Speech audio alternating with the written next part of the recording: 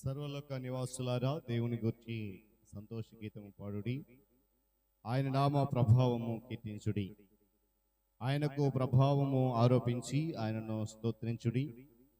ఇలాగూ దేవునికి స్తోత్రము చెల్లించుడి.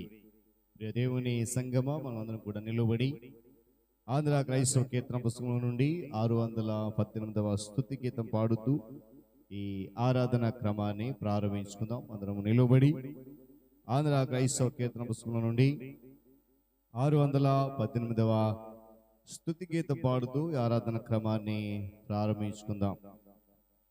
పితృ పుత్ర శుద్ధాత్మాలై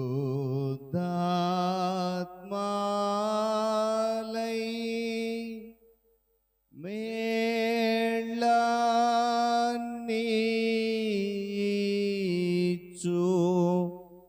దేవుని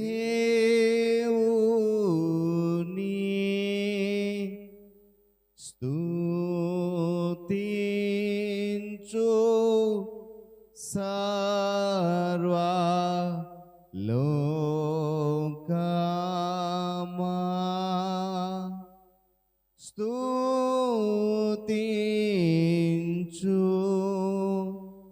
దివ్య సైన్యమా.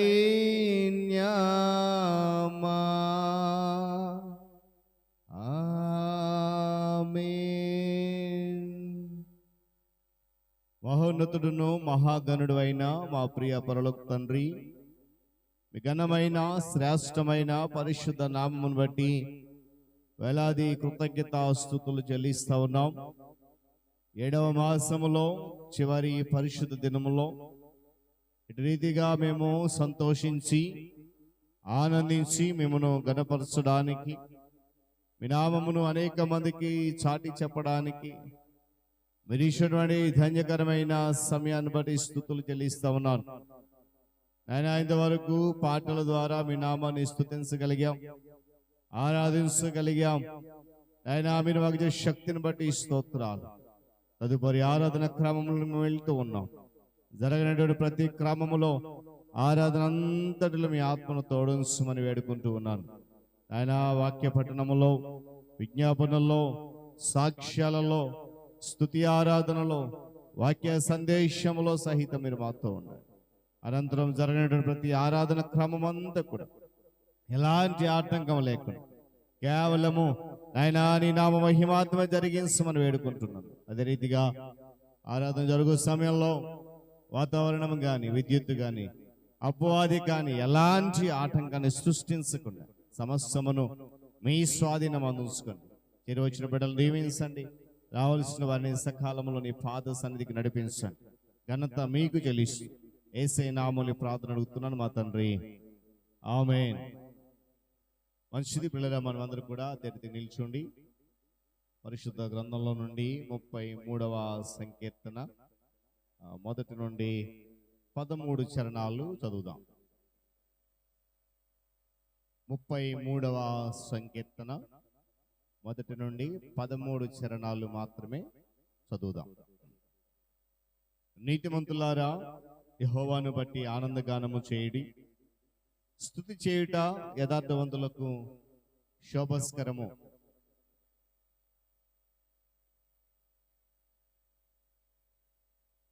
ఆయనను గూర్చి నూతన కీర్తన పాడుడి. ఉత్సాహధ్వనితో ఇంపుగా వాయించుడి.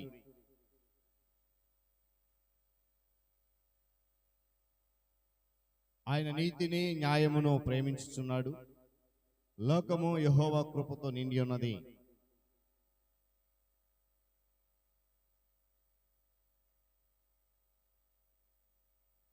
సముద్ర జలములను రాశిగా కూర్చువాడు ఆయనే. అగాధ జలములను కొట్లలో కూర్చువాడు ఆయనే.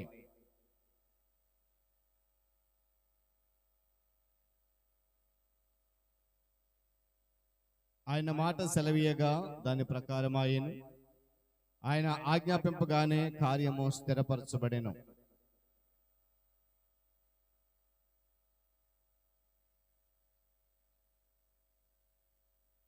యెహోవా ఆలోచన సదాకాలము నిలుచును, ఆయన సంకల్పములు తరతరములు ఉండును.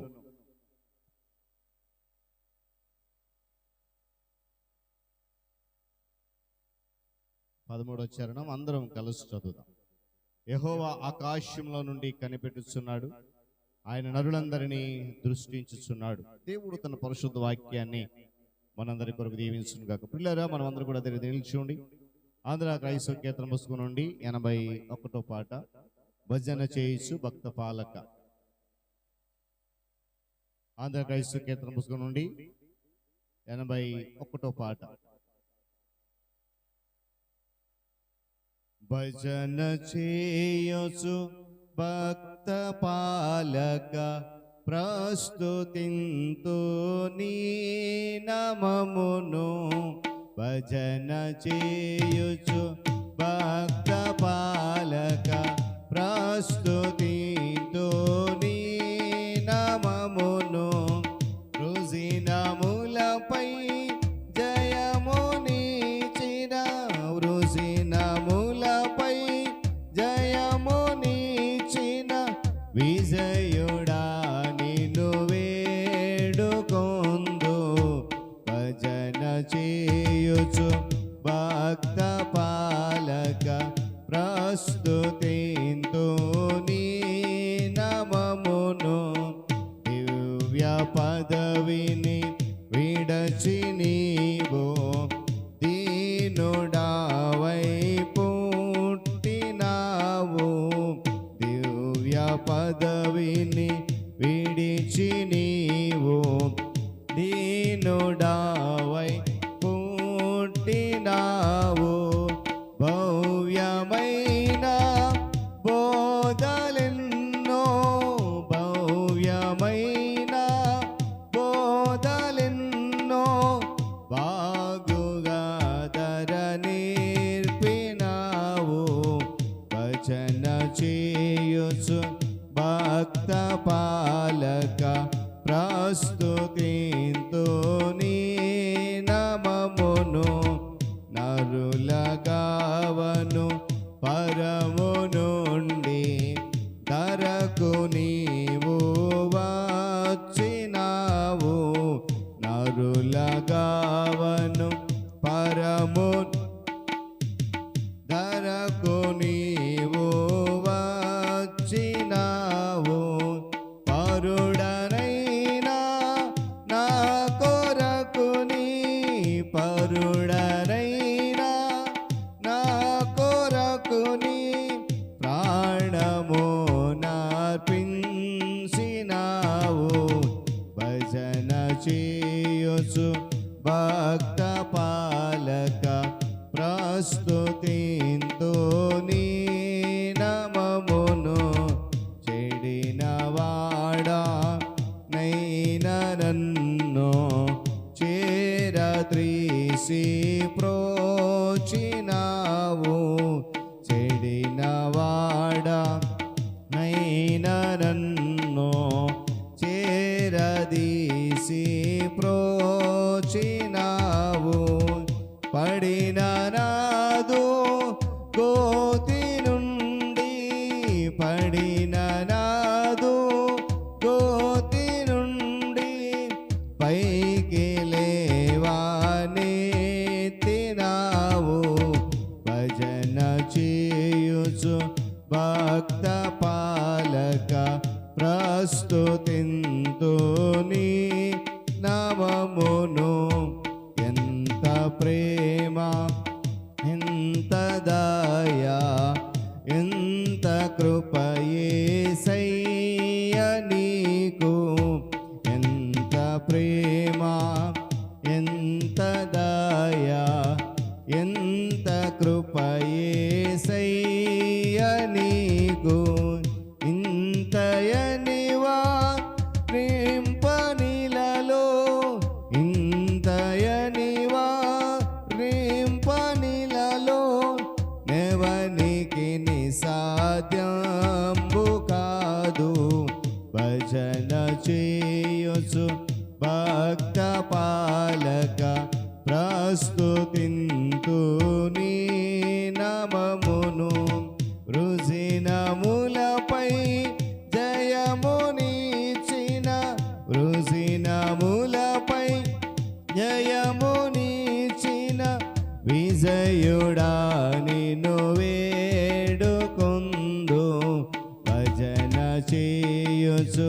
భక్త పాలక ప్రస్తుతింతు నీ నామమును భజన చేయుచు భక్త పాలక ప్రస్తుతింతు నీ నామమును. దయచేసి అందరం కూర్చుందాం. దేవుని పరిశుద్ధ నామమునకు మహిమ కలుగునుగాక. హల్లెలూయా, హల్లెలూయా చెబుతాను. హల్లెలూయా. చాలా సంతోషం ప్రియులారా, దేవుడు తన యొక్క మహాకృపను బట్టి 7వ నెల చివరి ఆదివారం ఎటు రీతిగా మనందరికీ చక్కటి ఆరోగ్యము, క్షేమము, నెమ్మదిని అనుగ్రహించినటువంటి విధానాన్ని బట్టి మనమంతా కృతజ్ఞత పూర్వకముతో దేవుని ఆరాధించవలసిన వారమై ఉంటున్నాం. మరి నేటి ఈ పరిశుద్ధ దినములో ధ్యాన నిమిత్తమై 119వ సంకీర్తన మొదటి నుండి 5 చరణాలు గల భాగాన్ని చదువుకుందాం. 119వ సంకీర్తన మొదటి నుండి 5 చరణాలు ఈ దినపు ధ్యాన భాగంగా మనము చదువుదాం. ఈ వాక్య భాగాన్ని రాజు గారు చదువుతారు. తదుపరి రాజారావు గారు విజ్ఞాపన ప్రార్థనలో నడిపిస్తారు. 119వ సంకీర్తన మొదటి నుండి 5 చరణాలు రాజు గారు చదువుతారు. రాజారావు గారు విజ్ఞాపన ప్రార్థన చేస్తారు. హల్లెలూయా. ఈరోజు దేవుడు మనకిచ్చిన దినవాక్యము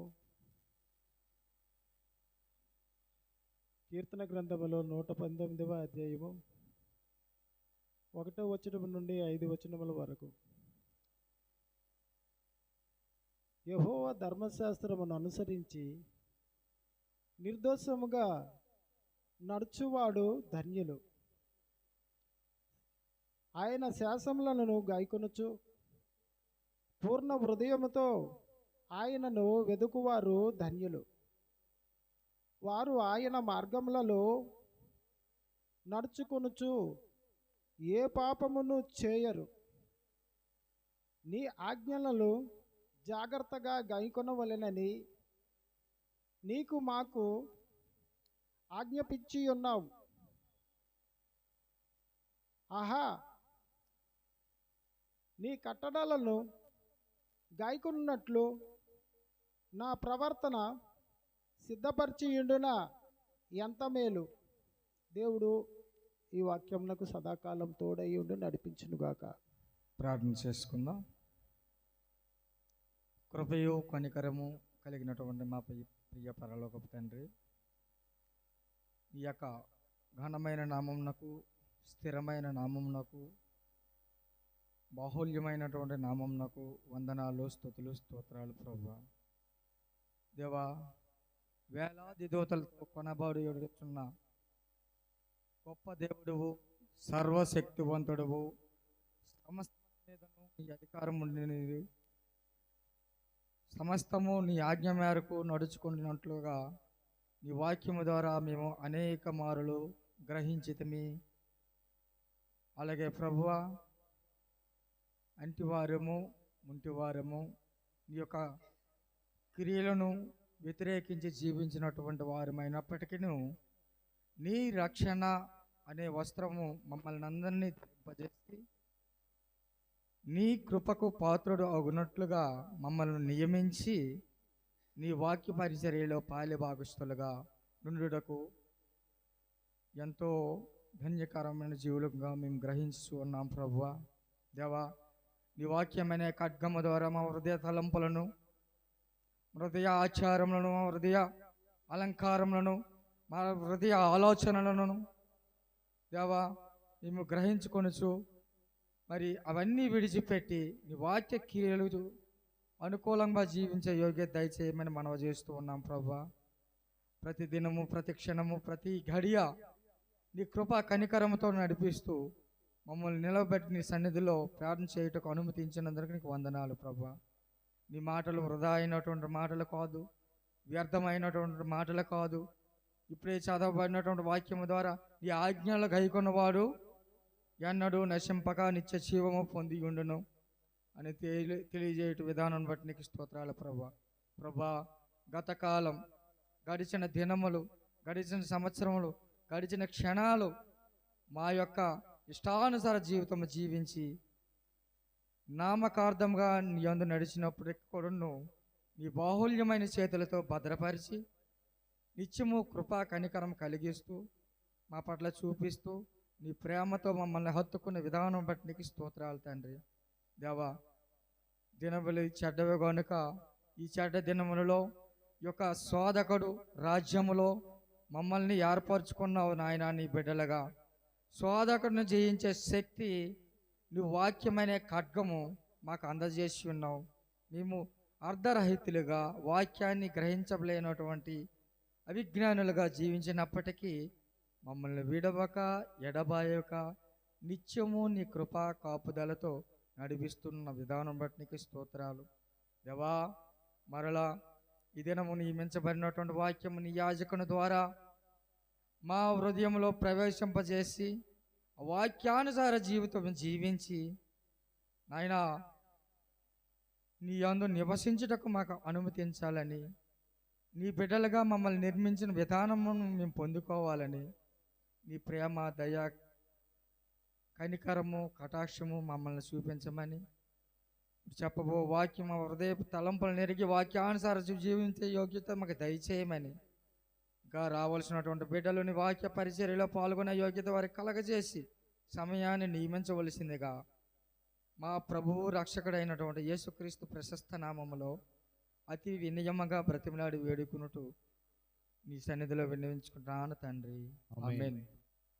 వాక్య భాగము చదివి వినిపించినటువంటి రాజు గారు, అదేవిధంగా విజ్ఞాపన ప్రార్థనలో నడిపించిన రాజారావు గారు ఇరువురికి ప్రభునామలో వందనాలు తెలియజేస్తూ ఉన్నాను. స్తుతి ఆరాధనలో పాలిభాగస్తులు అవుదాం.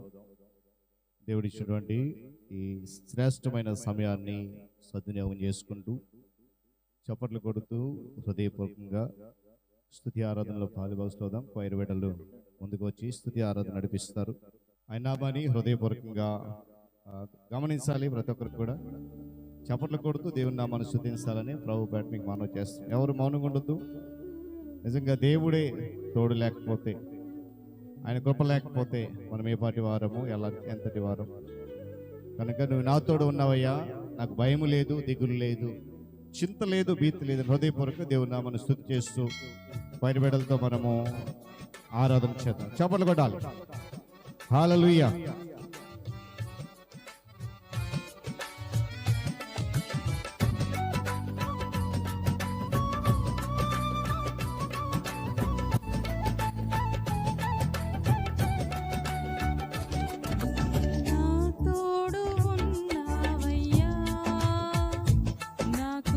చప్పట్లు కొడదాం గట్టిగా.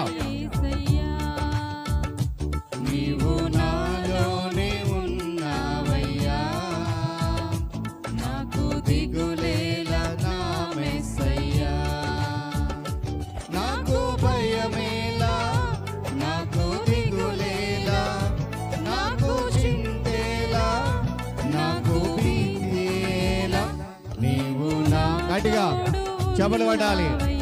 ఆమేన్. నాకు భయమేలా నా యేసయ్యా. శోధనలో, వేదనలో, కష్టాల్లో, నష్టాల్లో నా తోడైనావు. అడిగితే ఇచ్చే దేవుడవు. నీకే స్తోత్రాలని చెప్పి హృదయపూర్వకంగా పాడదాం. చప్పట్లు కొడదాం. ఆమేన్.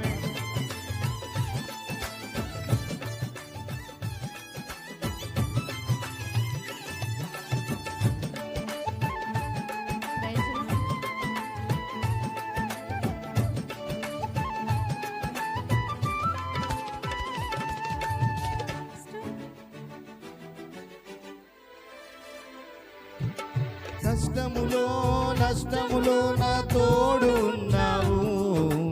వేదనలో, ఆ వేదనలో నా చింత ఉన్నావు. రెండోసారి అందరూ కలిసి చెబుదాం. కష్టములో, నష్టములో నా తోడు ఉన్నావు. వేదనలో, ఆ వేదనలో నా చింత ఉన్నావు. అడిగిన వారికి ఇచ్చేవాడవు, వెతికిన వారికి దొరికేవాడవు.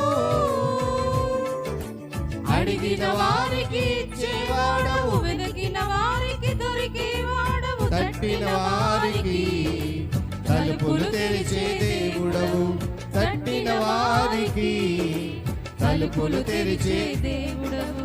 దేవా దేవా నీకే స్తోత్రం, దేవా చెబుదాం అందరం, నీకే అందరం చెబుదాం. స్తోత్రం.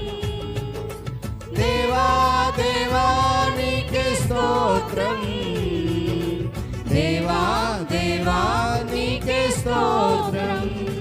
నీవు నా తోడు ఉన్నావయ్యా, నాకు భయమేలనా యేసయ్యా. నీవు నా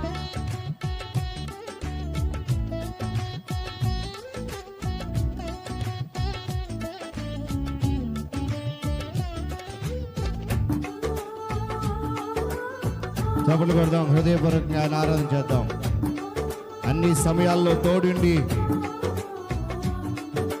వ్యాధులలో బాధలలో ఊరటనిచ్చావు, రక్షణలో సంరక్షకుడై ధైర్యము పంచావు. రెండు సంవత్సరాలు కలిసి చెబుదాం హృదయం అందరూ కూడా. వ్యాధులలో బాధలలో ఊరటనిచ్చావు, రక్షణలో సంరక్షకుడై ధైర్యము పంచావు. నేనే సత్యం అన్న దేవా, నేనే మార్గం అన్న దేవా, నేనే సత్యం అన్న దేవా, నేనే మార్గం అన్న దేవా, నేనే జీవము అని పలికిన దేవా, నేనే జీవము అని పలికిన దేవా. అందరూ చెబుదాం, దేవా దేవా అందరూ చెప్పాలి. నీకే స్తోత్రం. దేవా దేవా నీకే స్తోత్రం, దేవా దేవా నీకే స్తోత్రం, దేవా దేవా నీకే స్తోత్రం. నీవు నా అందరూ చెప్దాం, తోడు ఉన్నావయ్యా, అందరూ చెప్పాలి, చేపలు కొడుతూ. నాకు భయమేలనా యేసయ్యా, నీవు నాలోనే ఉన్నావయ్యా, నాకు దిగులేలనా మెస్సయ్యా. నాకు భయమేలా, నాకు దిగులేలా, నాకు చింతేలా, నాకు భీతియేలా, నీవు నాతో. అందరూ చెప్దాము, చేపలు కొడుతూ. ఉన్నావయ్యా. హల్లెలూయా. నాకు భయమేలనా యేసయ్యా, నీవు నాలోనే ఉన్నావయ్యా, హల్లెలూయా. నాకు దిగులేలా నా మెస్సయ్యా. హృదయపూర్వకంగా దేవుని వైపు చూద్దాం. ఈ సమయము, ఈ స్థితి మనము కలిగి ఉన్న అన్ని కూడా దేవుని యొక్క కృపే. ఏమాత్రము అలసత్వములో ఉండకుండా హృదయపూర్వకంగా ఆయన నామాన్ని స్తుతి చేద్దాం. కళ్ళు మూసుకొని దేవుని వైపు చూడండి, మనుషుల వైపు కాదు. ఎందుకంటే ఉన్నతమైనటువంటి అత్యున్నత సింహాసనం మీద ఉన్నటువంటి దేవుడు ఆయన, ఆశ్చర్యకరుడైనటువంటి దేవుడు, కృప చూపించే దేవుడు కనుక ఆయన లేకపోతే మనము లేము కనుక హృదయపూర్వకంగా అయ్యా అదిగో ఈరోజు నేను ఈ స్థితిలో ఉన్నానంటే అది కేవలం నీ కృపే అని హృదయపూర్వకంగా దేవుని స్తుతి చేద్దాం. ఈనాటి నా స్థితి నీవు నాకు ఇచ్చినదే, నేను కలిగి ఉన్నవన్నీ నీదు కృపా భాగ్యమే. ఈ చెప్దాం, నా స్థితి నీవు నాకు ఇచ్చినదే, నేను కలిగి ఉన్నవన్నీ నీదు కృపా భాగ్యమే. నీవు నా సొత్తన్నావు, కృపాక్షేమమిచ్చావు. నీవు నా సొత్తన్నావు, కృపాక్షేమమిచ్చావు. నీవే లేకపోతే నేనసలే చెబుదామా చెబుదామా నీవే లేకపోతే నేనసలే లేనయ్యా. నీవు లేని రోజు అసలు రోజే కాదయా, నీవు లేని బ్రతుకు అసలు బ్రతుకే కాదయా. మళ్ళా చెప్దాం. నీవు లేని రోజు అసలు రోజే కాదయా, నీవు లేని బ్రతుకు అసలు బ్రతుకే కాదయ్యా. నీవే లేకపోతే నేను అందరూ చెప్పే మాట మళ్ళీ చెప్తా, అందరూ చెప్తాం. నీవే లేకపోతే నేనసలే లేనయ్యా. మళ్ళీ చెప్తామా? నీవే లేకపోతే నేనసలే లేనయ్యా, నీవే లేకపోతే నేనసలే లేనయ్యా, నీవే లేకపోతే నేనసలే లేనయ్యా, నీవే లేకపోతే నేనసలే లేనయ్యా, నీవే లేకపోతే నేనసలే లేనయ్యా. ప్రార్థన చేసుకుందాం హృదయపూర్వకంగా. శ్రేష్టమైన సమయం ఇది. నిజమే, ఆయన మనతో లేకపోతే, ఆయన కృప లేకపోతే ఒక్క క్షణం కూడా మనము బ్రతకలేం. మరి ఈనాటి మన స్థితి దేవుడు ఇచ్చాడు కనుక హృదయపూర్వక ప్రార్థన చేద్దాం. సంఘ అధ్యక్షులు ప్రియులు అనిల్ మాస్టర్ గారు మనలను ప్రార్థనలో నడిపిస్తారు. ప్రార్థన. కృపే కనికరం గల మా పరమ తండ్రి, మీకే వెళ్ళని స్తుతులు స్తోత్రములు అయినా నిజమే ప్రభు, ఇంతవరకు ప్రభు సంఘం చేసిన స్తుతి ఆరాధనలో మా మధ్య మీ యొక్క ఆత్మ సంచారం చేసిన విధానం బట్టి వందనాలు ప్రభా. నిజమే ప్రభా, నీవు లేకపోతే ప్రభా మా యొక్క జీవితాల్లో క్షణం లేదు ప్రభా. ఇప్పుడే ఎన్నో సాక్ష్యాలు విన్నాం ప్రభా.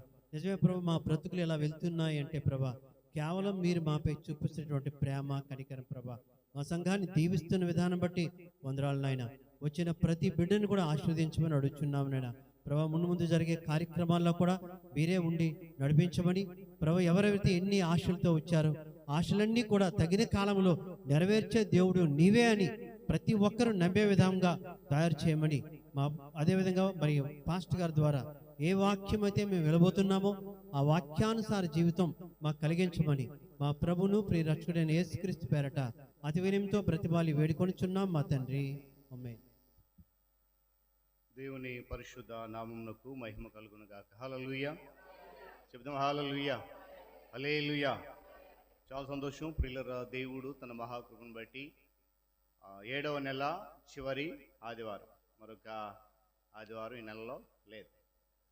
చక్కటి శ్రేష్టమైనటువంటి సమయంలో నెలంతా కూడా దేవుడు తన కృపజటను దాచి మరలా ఈ చివరి ఆదివారంలో మనము ఆయన ప్రముఖ పాద సన్నిధిలో ఉండడానికి ప్రభు ఇచ్చినటువంటి శ్రేష్టమైన కృపను బట్టి దేవాది దేవునికే ఘనత మహిమ ప్రభావాలు చెల్లిస్తూ చేరవచ్చిన మీ అందరికీ, సంఘ నాయకులైన వారికి, విశ్వాసులకు యేసుక్రీస్తు వారి ప్రశస్త నామంలో శుభాలు తెలియజేస్తున్నాను. దేవుని వాక్యాన్ని కొద్ది నిమిషాలు మనము ధ్యానం చేద్దాం. మన మధ్యలో 119వ సంకీర్తన మొదటి నుండి 5 చరణాలు చదవబడ్డాయి, మనం విన్నాము. ఒకవేళ మీలో ఎవరైనా ఆ సమయానికి రాకపోతే కనుక 515వ పేజీ అక్కడ ఉన్నాయి ఆ మాటలు, దయచేసి గమనించాలని మనం చేస్తున్నాను. ఎవరు అలక్ష్యంగా ఉండొద్దు. చాలా తక్కువ సమయం అనుకుంది కనుక ఈ కొద్ది నిమిషాల్లో మనము దేవుని మాటలు జాగ్రత్తగా గమనిద్దాం. మొదటి చరణంలో ఒక చక్కటి మాట ఉంది చూడండి. యెహోవా ధర్మశాస్త్రమును అనుసరించి నిర్దోషముగా నడుచువారు ధన్యులు అన్నారు. రెండవ చరణం కూడా ఆయన శాసనములను గైకొనుచు పూర్ణ హృదయముతో ఆయనను వెదకువారు ధన్యులు. నేను అనుకుంటాను బహుశా ఈ ఆధిక్యత మనందరం కలిగి ఉన్నాం. నమ్మిన స్తోత్రం చెప్పాను. నేను చెప్పిన మాట అర్థమైంది కదా. ఈ చదవబడినటువంటి 2 చరణాలు ఈ ఆధిక్యత మనం అందరం కూడా కలిగి ఉన్నాం. ఉన్నామా లేదా చెప్పాలి. ఉన్నామా లేదా? ఉన్నాం. ఎందుకనంటే ఒకవేళ దేవుడే కనుక తన కృపలో మనల్ని జ్ఞాపకం చేసుకోకపోతే ఈ ధన్యుల వరస్సులో మనము ఉన్నాం కదా. దేవుని స్తోత్రం కలుగును కాక. ఈ కీర్తన 119వ కీర్తన చాలా, అంటే బైబిల్ అంతటికి కూడా చెప్పాలి, బైబిల్ అంతటికి కూడా పెద్దది. సాధారణంగా ఎవరైనా సేవకులు 119 కీర్తన అనగానే విశ్వాసుల గుండెల్లో రాయి పడిపోద్ది అన్నమాట. కానీ ఏంటంటే ఇంచుమించు 175 చరణాలు ఉంటాయి. ఎప్పుడు అవుతుందిరా బాబా పాస్టర్ గారు పోయి ఇది ఎంచుకున్నాడు ఏంటి అనుకుంటా ఉంటారు కదా. మిమ్మల్ని అంత ఇబ్బంది పెట్టను, కేవలం చదవబడిన 5 చరణాల నుంచే కొన్ని మాటలు. ఎందుకని ఈ కీర్తన దేవుని యొక్క వాక్కును పొగుడుతూ రాసినటువంటి కీర్తన. ఈరోజు మనము దేవుని యొక్క మాటను ఎంతమంది పొగుడుతున్నాం? సాధారణంగా మనం దేన్ని పొగుడుతాం చెప్పాలి? దేన్ని పొగుడుతాం? మనుషులను పొగుడుతాం ఎక్కువగా కదా. కొంతమందికి పొగడతాలంటే ఇష్టం, వాళ్ళు పొగడకపోతే మొహం ముడుచుకుని కూర్చుంటాం. ఈ కీర్తనకారుడు ఈ కీర్తనను మనుషులను కానీ రాజులను కానీ అధిపతులను కానీ పొగుడుతూ రాయలే. కేవలము దేవుని యొక్క వాక్కును, దేవుని మాటను మాత్రమే పొగుడుతూ రాసిన కీర్తన. దాదాపు ప్రతి చరణంలో, నేను ప్రారంభం చెప్పాను కదా 175 చరణాలు ఉన్నాయి.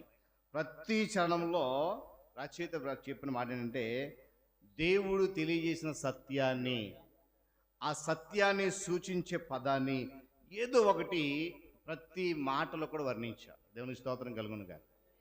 ఇక్కడ మనలో చాలామంది బైబిల్ చదివేవారు ఉన్నారు, చదవని వారు కూడా ఉన్నారు. అమ్మ, చదవని వారంటే చదువు లేని వాళ్ళని ఏమనుకోకండి, మిమ్మల్ని ఏం అనట్లేదు నేను. చదువచ్చు కూడా చదవలేని వాళ్ళని, ఏమండి చదువు రాని వాళ్ళని నేను ఏమన్నా. ఎందుకంటే మరి ఆ చదువు రాదు కనుక మిమ్మల్ని బైబిల్ ఎందుకు చదవలేదని నేను అడగను. కాకపోతే ఒక ప్రశ్న వేస్తాను. చదువు రాకపోయినా వినిన దాన్ని బట్టి విశ్వాసముల ముందుకు కొనసాగాలి. కానీ చదివే వాళ్ళు మాత్రం ఖచ్చితంగా వాక్యాన్ని చదవాలి. ఈ చదువుతున్నప్పుడు ప్రతి వచనంలో, ప్రతి చరణంలో కూడా దేవుడు తెలియజేసిన సత్యాలను చాలా చక్కగా వర్ణించడం జరిగింది. ఏమండి చూడండి, దేవుని యొక్క ఉపదేశము, దేవుని యొక్క మాట, దేవుని యొక్క చట్టాలు, దేవుని యొక్క ఆజ్ఞలు, ఇలా మొదలైన పదాలన్నీ కూడా ఇక్కడ రాయబడ్డాయి. దేవుని స్తోత్రం కలుగును గాక. హీబ్రూ అక్షరమాలలో ఉన్నటువంటి 22 అక్షరాలతో ఈ కీర్తన 22 భాగాలుగా వర్ణించబడింది. ఆ సత్యాన్ని మనం గమనించాలి. ఒక భాగంలో ప్రతి వచనం కూడా ఆ భాగము సూచిస్తున్న అక్షరంతోనే ఆరంభమవుతుంది. ఆ విషయాన్ని కూడా మనం గమనిస్తాం. చూడండి, ఆ మధ్యలో బేత్ అని, మేల్ అని, ఇవన్నీ కూడా హీబ్రూ పదాలు. ప్రారంభం అలిఫ్ అని ఉంది, బేత్ అని ఉంది, మేల్, ఇలాగ ప్రతి భాగానికి ఒక మాట ఇచ్చాడు. ఆ మాట చూడండి, హీబ్రూ పదాలు కనుక మనకి హీబ్రూ తెలియదు కనుక దాని అర్థాలు దేవుని చిత్తమైన తర్వాత మీకు తెలియజేస్తాను. ఆ పదంతో సూచించే ప్రతి అక్షరంతో ప్రారంభమైంది. ఈ విధంగా కీర్తన 22 ముత్యాల సరాన్ని పోలి ఉన్న విషయాన్ని కూడా మనం గమనిస్తాం. దేవుని స్తోత్రం కలుగును గాక. చాలామందికి డౌట్, పాస్టర్ గారు ఈ కీర్తనతో వర్ణించనన్నారు, మొదలెట్టారంటే నన్ను చూస్తున్నారు. అలా ఏం చేయను. మొదటి 5 చరణాలు చదివించాను కనుక వాటిలోని మాత్రమే ఆ సత్యాన్ని మీకు బయట పెడతాను. కాకపోతే ఆ కీర్తన గురించినటువంటి మూలాంశం మనకి తెలియాలి.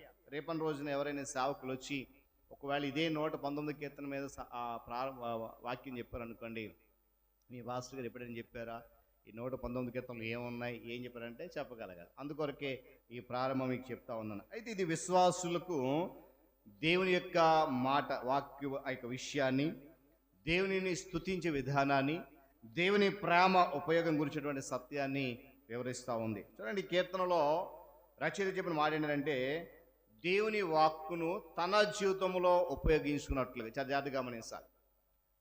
ఈ కీర్తన రాసినప్పుడు భక్తుడు ఈ దేవుని మాటను తన జీవితంలో ఉపయోగించుకున్నట్టుగా మనము కూడా దాన్ని చేయాలి. అలా చేస్తే నిజమైనటువంటి ఆధ్యాత్మిక జీవనానికి లేక జీవితానికి మార్గం అనేది సరళము చేయబడతారు. దేవుని స్తోత్రం కలుగును గాక. నేను మరలా జ్ఞాపకం చేస్తాను, ఈ కీర్తన దేవుని యొక్క మాటను తన జీవితంలో ఉపయోగించుకున్నట్టుగా. కీర్తనకారుడు ఏం చేశాడంట, ఈ దేవుని మాటలన్నీ కూడా తన జీవితంలో ఉపయోగించుకున్నాడు. ఈరోజు మనం ఒక ప్రశ్న వేసుకోవాలి ఎవరికి వారే. దేవుని మాటను వింటున్న నేను ఆ మాట ఉపయోగకరమైన రీతిలో నా జీవితంలో ఉన్నదా లేదా? దేవుని మాట నా జీవితానికి ఆధ్యాత్మికమైనటువంటి సరళమైన మార్గాన్ని ఇస్తుందా లేదా అనేది ఒక ప్రశ్న ఎవరికి వారమే కలిగి ఉండాలి. కానీ కీర్తనకారుడు ఈ మాటలు రాసేటప్పుడు ఇవన్నీ కూడా ఏమంటే ఇంచుమించుగా 175 చరణాలు కూడా తన జీవితంలో ఉపయోగించుకున్నట్లుగా రాశాడు. ఈరోజు అలా మనం చేయగలిగితే మన ఆధ్యాత్మిక జీవితానికి ఒక మంచి మార్గం అనేది ఏర్పడుతుంది. దేవుని స్తోత్రం కలుగును గాక. గట్టిగా హల్లెలూయా. అండ్ ఈ సందర్భంలో యేసుక్రీస్తు ప్రభువారే దేవుని యొక్క వాక్కు అని, దేవుడు మనుషులకు ఏదైతే చెప్పాలి అని అనుకున్నాడో, ఏదైతే మనుషులకు చేయాలనుకున్నాడో అది ఆయన ద్వారా చేస్తున్నాడని, అల్ఫా ఒమేగా అంతము ఆయననని మనము గుర్తిస్తాం. దేవుని స్తోత్రం కలుగును గాక. ఎందుకంటే దేవుడు స్వయంగా మన దగ్గరికి వచ్చి తన యొక్క పనిని చేయలేడని కాదండి, దేవుడే స్వయంగా క్రిందకి దిగి వస్తే ఆ మహిమ ప్రకాశానికి, ఆ తేజవంతుని వెలుగునకు మనం ఏమాత్రం కూడా తట్టుకోలేము, నిలబడలేము. ఎందుకంటే ఆయన ముఖము అంత కాంతి గల ముఖం, ఆయన మహిమ తేజస్సు మనుషుడు నరమాతుడు ఎవడు కూడా చూడలేడు, ఒకళ్ళు చూసినా బ్రతకడండి. అందుకే దేవుడు మనల్ని శిక్షించడం ఇష్టం లేక మన రూపంలో తన ప్రియకుమారుని ఈ లోకాన్ని పంపించి ఆయన ఏదైతే చెయ్యాలనుకున్నాడో అది ఆయన ద్వారా నెరవేర్చి ఈరోజు మనందరినీ ఇలాగ దేవుని యొక్క సముఖంలో కూర్చుని పెట్టాడు. దేవుని స్తోత్రం కలుగును గాక. చెప్పాలి కదా హల్లెలూయా. అందుకే మనం చెప్తాం కదా, అల్ఫా ఓమేగా అంతము ఆయనే. దేవుని స్తోత్రం కలుగు. అది ఆ సత్యాన్ని ప్రతి ఒక్కరు కూడా గుర్తుంచుకోవాలి. జీవితాంతకాలం అంటే ఎంతకాలం ఉంటామో భూమి మీద అంతకాలం కూడా ఒక మాట ఏంటంటే దేవుని వాక్కు క్రీస్తు జాగ్రత్త గమనిస్తారు. అందుకనే యోహాను సువార్త చూడండి ఒకసారి, 1వ అధ్యాయం 14వ వచనం చదవండి. ఆ వాక్యమే శరీరధారి అయి, చదవాలి ఒకసారి త్వరగా. ఆ వాక్యము శరీరధారి అయి కృపా సత్య సంపూర్ణుడిగా మన మధ్య నివసించాను. మొదటి వచనం చదువుదాం. ఆది యందు వాక్యముండెను, వాక్యము దేవుని యొద్ద ఉండెను, వాక్యము దేవుడై ఉండెను. ఆ వాక్యమే ఏమైంది? శరీరధారిగా, అనగా క్రీస్తు రూపంలో కృపా సత్య సంపూర్ణుడిగా మన మధ్య నివసించాడు. దేవుని స్తోత్రం కలుగును కాక. గడికి హల్లెలూయా. కనుక ఆ విషయాన్ని మనం గుర్తుంచుకోవాలి ఎప్పటికీ కూడా. యేసుక్రీస్తు ప్రభువును ఏమండి దేవుని యొక్క లిఖిత వాక్కును వేరు చేయడం ఏమాత్రం కూడా సాధ్యమో కాదు. నేను మళ్ళీ జ్ఞాపకం చేస్తున్నాను, యేసు ప్రభు వారిని మరియు దేవుడు ఇచ్చినటువంటి బైబిల్ గ్రంథాన్ని లిఖిత వాక్కు అంటారు దీన్ని. అంటే వ్రాయబడినటువంటి మాటలను ఈ రెండిటిని వేరు చేయడము ఏమాత్రము సాధ్యము కాదు. కారణం ఏంటంటే ఈ వాక్కు ఆయనే వాక్కు. ఏమండి? క్రీస్తే దేవుని యొక్క వాక్కు, ఈ వాక్యం కనుక ఆ వాక్యము శరీరధారిగా మనుషుల మధ్యకు వచ్చి మనందరిని ఏం చేసిందనంటే దేవుని యొక్క వాక్యాన్ని అనుసరించేవారిగా చేసి నిర్దోషులుగా నడుచుకోవడానికి అవకాశం కల్పించి ధన్యుల వరుసలో కూర్చోబెట్టింది. దేవుని స్తోత్రం కలుగును గాక. మనం చదివిన మొదటి చరణం అదే, యెహోవా ధర్మశాస్త్రమును అనుసరించి నిర్దోషముగా నడుచు వారందరూ. మరి ఈరోజు మనందరం నిర్దోషులుగా ఉన్నామా? ఏమండి? ఈరోజు మనమంతా కూడా నిర్దోషులుగా ఉన్నామా? మనమందరం కూడా ఒకప్పుడు దోషులమే. ఆ దోషభరమైనటువంటి స్థితి నుండి, దోషుల వరుసలో నుండి మనల్ని నిర్దోషులుగా చేసి శరీరధారైన ఆ వాక్కు మన కొరకు తన ప్రాణాన్ని శిలువ మీద బలి అర్పించి మనందరినీ కూడా ఎక్కడ కూర్చోబెట్టింది? ధన్యుల వరుసలో కూర్చోబెట్టింది. అందుకే మనం చదివినటువంటి 33వ సంకీర్తన 12వ చరణం చదవండి ఒకసారి. ఉత్తర ప్రచుత్ర భాష్య భాగం చదివే మనం. యెహోవా తమకు దేవుడుగా గల జనులు ధన్యులు. చాలా దేవుని స్తోత్రం కలుగును గాక. ఈరోజు మనం అందరం కూడా ఆయన కలిగి ఉన్నాం కనుక మనం ఎవరం? ధన్యులం. ఆ విషయం గుర్తుపెట్టుకోవాలి. యెహోవా తమకు దేవుడుగా గల జనులు ధన్యులు. కనుక వీళ్ళ ఆ వాక్కును మన జీవితాల్లో అనుసరిస్తూ దానిని ఉపయోగించుకుంటూ ఉన్నప్పుడు, దానికి అనుకూలంగా నడుచుకుంటూ ఉన్నప్పుడు యేసుక్రీస్తు ప్రభు వారి నుంచి ఆయన బలము, ఆయన ప్రభావము, ఆయన కృప మనకు నిత్యము సరఫరా అవుతూ ఉంటుంది. దేవుని స్తోత్రం కలుగును కాక. గడియ హల్లెలూయా. నేను మళ్ళీ జ్ఞాపకం చేస్తున్నాను, యేసుక్రీస్తు ప్రభు వారిని, ఆయన వాక్కును మనం అనుసరిస్తూ దానిని ఉపయోగించుకుంటూ ఉన్నప్పుడు ఆయన నుండి వెలువడేటువంటి ఆయన బలమైతేనేమి, ఆయన కృప అయితేనేమి, ఆయన ప్రభావం అయితేనేమి మనకు నిత్యము సరఫరా అవుతూ ఉంటుంది. ఏమండి? ఆయన బలము మనకి ఇవ్వకపోయినా, ఆయన కృప మనకు తోడు లేకపోయినా, ఆయన ప్రభావం మహిమ మనలను కాస్తూ ఉండకపోయినా ఈరోజు ఇక్కడ ఈ ధన్యుల వరుసలో మనము ఉండం. నమ్మిన వారు గట్టిగా స్తోత్రం చెప్తాం. హల్లెలూయా.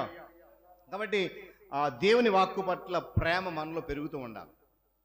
ఏమండి, పెరుగుతూ ఉండాలి. ఏం చేయాలా? దేవుని మాట పట్ల లేక దేవుని యొక్క వాక్యం పట్ల మనలో ఏం పెరగాలి? ప్రేమ పెరగాలి. దేవుని యొక్క మాటల పట్ల మనకు ప్రేమ కలిగినప్పుడు మనం ఆదివారం ఖాళీకి ఇంటికాడ కూర్చోం. ఏమండి, దేవుని ఆరాధన స్థానానికి వెళ్ళాలి అనేటువంటి ఆ విషయాన్ని ఏమాత్రం కూడా మనము మర్చిపోం. దేవుని వాక్యం బట్టి మనకు ప్రేమ పెరుగుతూ ఉన్నప్పుడు ఎక్కడైతే వాక్యం వినబడుతుందో, ఎక్కడైతే వాక్యం ప్రకటించబడుతుందో అక్కడికి వెళ్తూ ఉంటాం. గమనించాలి ఉదయకాల సమయంలో. ఎందుకంటే ఆ దేవుని మాట పట్ల ఎప్పుడైతే మన ప్రేమ పెరుగుతూ ఉంటుందో క్రీస్తు ప్రభు వారి పట్ల కూడా మన ప్రేమ అధికమవుతుంది. గట్టిగా చెప్తాం హల్లెలూయా. చూడండి, దేవుని మాటల పట్ల లేక దేవుని వాక్యం పట్ల మనకు ప్రేమ పెరగకపోతే క్రీస్తు వారి పట్ల కూడా మన ప్రేమ పెరగనట్టే, అందులో ఎటువంటి సందేహం లేదు. దేవుని వాక్యం పట్ల మనలో ప్రేమ పెరుగుతూ ఉన్నప్పుడు ఆయన పట్ల కూడా మన ప్రేమ అధికమవుతూ మన బ్రతుకుల్లో కృపా పుష్పాలు అనేవి వికసింపజేస్తాయి. ఎందుకంటే చూడండి, మొదటి యోహాను పత్రికలో ఒక మాట అంటాడు, ప్రేమ లేనివాడు చెప్పాలి, ప్రేమ లేనివాడు ఆయన వాడు కాదు. చదవండి ఒకసారి మొదటి యోహాను పత్రిక 4వ అధ్యాయంలో ఆ మాట చాలా స్పష్టంగా ఉన్నాయి. నా మాటలు కాదు సుమా. దేవుడు ఎవరంట చెప్పాలి, దేవుడు ఎవరంట? ప్రేమ స్వరూపి, ప్రేమ లేనివాడు దేవుని 4వ అధ్యాయము 8వ వచనంలో ఆ మాటలు ఉన్నాయి. మొదటి యోహాను పత్రిక గమనించాలి. ఏమండి, ఎప్పుడైతే మనము ఆయన పట్ల ప్రేమ అధికం చేసుకుంటూ బ్రతుకుతున్నామో ఆ బ్రతుకులో కృప అనేది వికసిస్తుంది. కృప అంతకంతకు ఏమండి విస్తీర్ణం అవుతూ విస్తరిస్తూ మనలను ఇంకా నిర్దోషత్వంలోనికి నడిపిస్తూ ఆ మహిమగల రాజ్యములో ఏ వరస అయితే మన కొరకు అనగా ధన్యుల వరస ఏదైతే ఉందో ఆ స్థలంలో నిన్ను కూర్చోబెట్టడానికి ఆ కృప మన ఎడలు ఏం చేస్తుంది? దినదినము విస్తరిస్తూ ఉంటుంది. దేవుని స్తోత్రం కలుగును గాక. అలా విస్తరించాలంటే మనం ఏం చేయాలా? ప్రభువారి పట్ల మన ప్రేమను అధికం చేసుకోవాలి. అధికం అవ్వాలంటే దానికి ముందు ఒక మాట ఉంది, ఏం చేయాలి చెప్పాలి, దేవుని వాక్యం పట్ల ప్రేమ పెరగాలి. ఏమండి, యేసుక్రీస్తు వారి పట్ల ప్రేమ అధికం అవ్వాలి. ఆ అధికమైనప్పుడు ఆయన కృప మన ఎడలు విస్తరించి మనలను ధన్యుల వరుసలు కూర్చోబెట్టాలి. ఇవి జరగాలంటే మనం చేయాల్సిన పని ఏంటి? దేవుని వాక్యం పట్ల మనలో ప్రేమ నిత్యం పెరుగుతూ ఉండాలి. చూడండి, మనుషుల పట్ల ప్రేమను పెంచుకుంటాం, వస్తువుల పట్ల ప్రేమను పెంచుకుంటాం, ధనము పట్ల బంగారం పట్ల ప్రేమను పెంచుకోవద్దని చెప్పట్లేదు. కానీ వాటన్నిటికంటే ముఖ్యంగా దేవుని యొక్క వాక్యం పట్ల ప్రేమ పెరగాలి. అవన్నీ లేకపోయినా పర్లేదు మన జీవితంలో. ఏమండి, ఈ లోక సంబంధించినట్టు ఏవి లేకపోయినా పర్లేదు, కానీ ఈ లోక మనుషుల మరి యొక్క ప్రేమ మనకు పొందకపోయినా పర్లేదు, కానీ దేవుని యొక్క ప్రేమ మనలో లేకపోతే, దేవుని ప్రేమ మనలో మనం పొందుకోకపోతే ఏమండి ఇంత క్రైస్తవ జీవితం అంతా కూడా వ్యర్థమైపోతుంది. మనుషుల పట్ల వస్తువుల పట్ల లోకం పట్ల ప్రేమ పెంచుకోకపోయినా పర్లేదు, దానివల్ల ఇచ్చిన నష్టమేమీ లేదు. కానీ దేవుని వాక్యం పట్ల నువ్వు ప్రేమ పెంచుకోలేకపోతే ఏమండి రేపు అనేది ఒక రోజు ఉంది. ఏ రోజు అది? దేవుడు మరలా వచ్చే రోజు. ఆ రెండవ రాకడలో ఆయన యొక్క న్యాయ సింహాసనముతో నిలబడినప్పుడు ప్రేమ గల దేవుడు నిన్ను ప్రేమతో ఆయన చెంతకు నేను ఆహ్వానించాలి అని అంటే భూమి మీద ఉండగానే నీలో ఆయన పట్ల ఆయన వాక్కు పట్ల ప్రేమ పెరుగుతూ ఉండాలి. అలా పెరిగినప్పుడే ఆ ద్వారాలు అనేవి తెరవబడతాయి, పరలోక రాజ్యపు ద్వారాలు. భూమి మీద ఉన్నంతసేపు కట్టినడుగా. అందుకే హెబ్రీ పత్రికలో మాట్లాడారు చూడండి, 12వ అధ్యాయం హెబ్రీల పత్రిక క్షమించాలి 3వ అధ్యాయం 13వ వచనం చదవండి.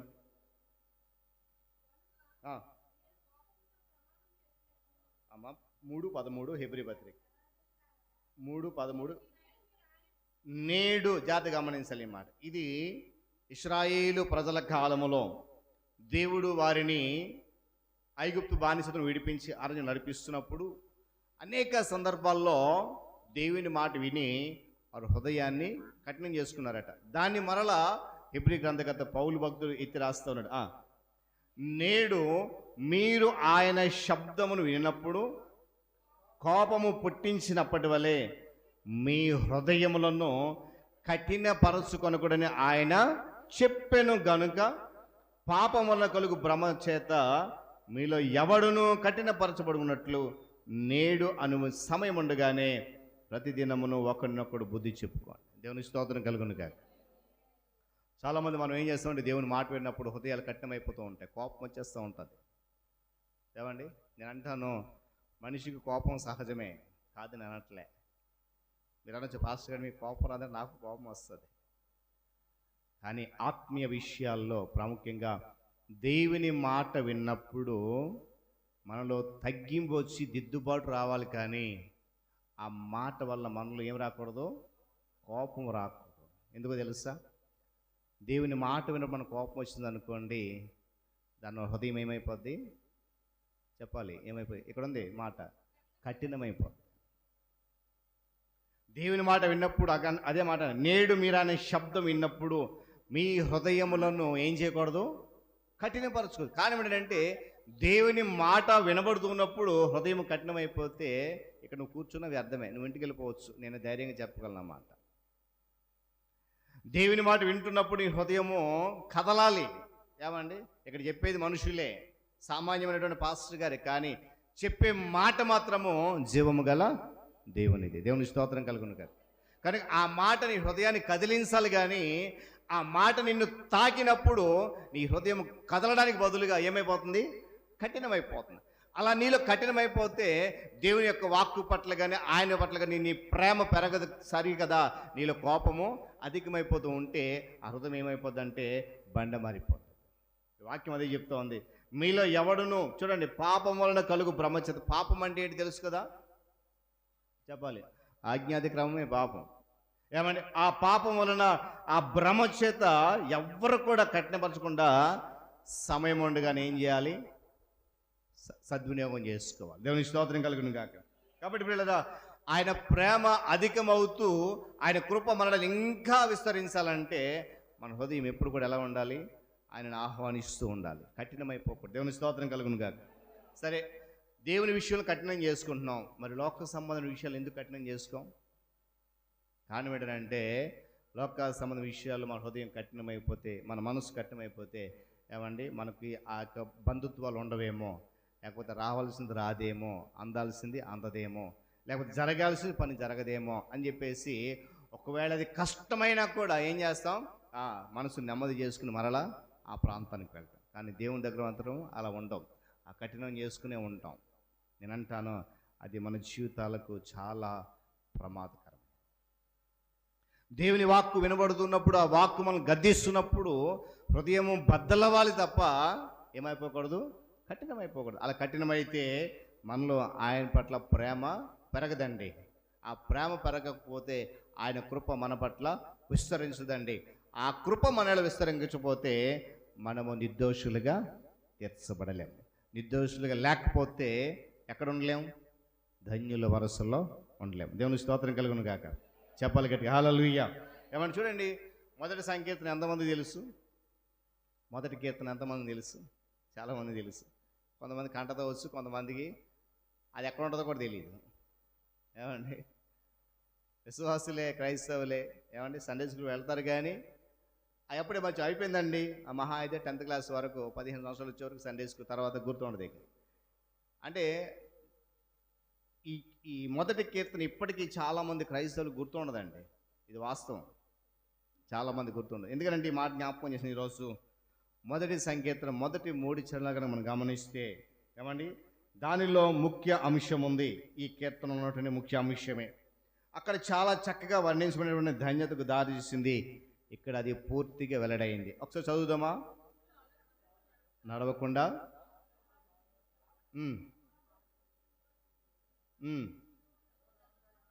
ఆనందించుచు దివారాత్రము దాన్ని ధ్యానించువాడు ధన్యుడు. దేవుని స్తోత్రం కలుగును గాక. ఏమనండి, యెహోవా ధర్మశాస్త్రం అనుసరించాలి, మళ్ళీ ఏం చేయాలి, ఆనందించాలి, దానిని ధ్యానించాలి. మనం చదివినటువంటి 119 సంఖ్య అలాగే ఉంది ఇంచుమించుగా. యెహోవా ధర్మశాస్త్రం అనుసరించి నిర్దోషముగా నడుచుకునేవాడు ధన్యుడు. ఇక్కడ ఏమన్నుంది, యెహోవా ధర్మశాస్త్రం నందు ఆనందించాలి. ఎప్పుడు ఆనందిస్తాము అని అంటే నేను చెప్పాను అన్నమాట, నేడు అనబడినప్పుడు దేవుని మాట వినబడినప్పుడు మన హృదయాన్ని కఠినం చేసుకోకుండా ఆ మాటను ఎప్పుడైతే మన హృదయంలోకి ఆహ్వానించామో అప్పుడే మన హృదయంలో ఏం కలుగుతుంది? ఆనందం కలుగుతుంది. అప్పుడు మనము ఈ వచనాన్ని మన జీవితం నెరవేర్చడం అవుతాం. అనగా యెహోవా ధర్మశాస్త్రం ఆనందిస్తూ దివారాత్రము దాన్ని ధ్యానిస్తే ధన్యులం. ఈరోజు మనకు అన్ని పనులకు సమయం ఉంటుంది, కానీ వాక్యాన్ని చదవడానికి సమయము ఉండట్లేదు. అన్ని పనులకు సమయం ఉంటుంది, కానీ ప్రార్థించడానికి సమయము దొరకట్లేదు. తీరిక లేనటువంటి పరిస్థితుల మధ్య మనము నివసిస్తూ ఉన్నాం. గమనించాలి ఉదయకాల సమయంలో. ఏమండి, చూడండి ఇక్కడ మొదటి వచనంలో ఉన్నటువంటి ఈ కీర్తన అంతట్లో కూడా ధర్మశాస్త్రము లేక ఉపదేశం అనేటువంటి మాట హీబ్రూ పదం ఇచ్చినటువంటి ధర్మశాస్త్రం అని కూడా మనం పలకబడింది. ఆ పదానికి 2 అర్థాలు ఉన్నాయి. ఏంటంటే మనుషులకు దీవెన కలగడం దేవుని ఇష్టం కాబట్టి, మనుషులను దీవించడం దేవునికి ఇష్టం కాబట్టి ఆయన తన వాక్కును మనకి ఇచ్చాడు. ఆ వాక్కును మనం అనుసరించమని చెప్పాడు.